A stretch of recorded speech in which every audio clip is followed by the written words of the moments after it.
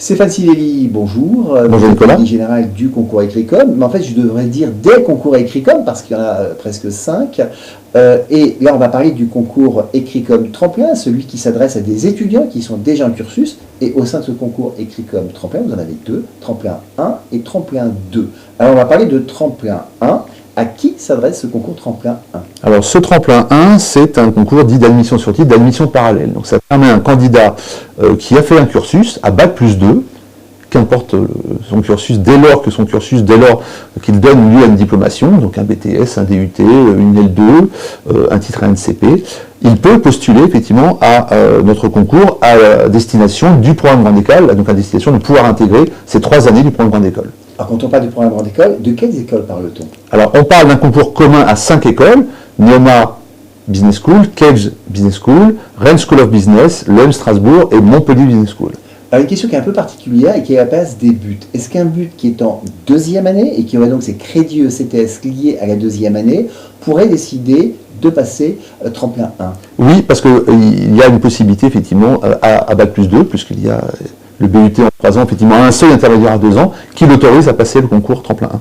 Alors, quelles sont les épreuves de ce concours? C'est un concours hybride, donc on va à la fois demander au candidat un dossier académique complet, donc le dossier académique va collecter ses notes de baccalauréat, ses notes de cycle, donc c'est de ces 2 années pour un Tremplin 1, et on va adjoindre à ce dossier un CV en ligne et un test de logique qui s'appelle le test Page 2, c'est un référentiel des écoles de management, test de logique qui se passe effectivement en présentiel et qui va nous permettre effectivement de déterminer si un candidat est admissible ou non. S'il est admissible, chaque école ensuite fera son entretien en fonction de ses propres critères.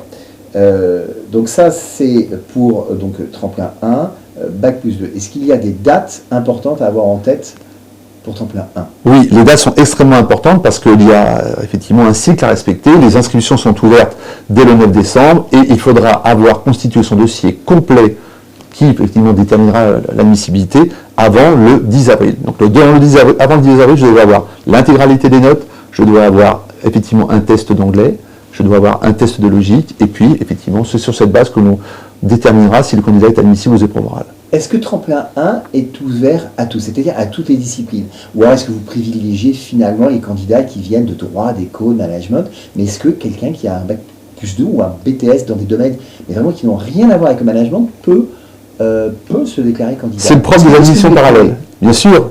C'est le propre des admissions parallèles, c'est de faire venir à nos écoles des profils éminemment différents. Donc il n'y a pas effectivement de prix à des gens qui auraient fait plus du droit que du marketing. Ce sont des épreuves qui sont transverses, je vous les ai présentées il y a quelques instants. Ce sont des épreuves qui sont donc potentiellement accessibles à tous, mais qui doivent être préparées. Alors justement, préparer, ça se prépare.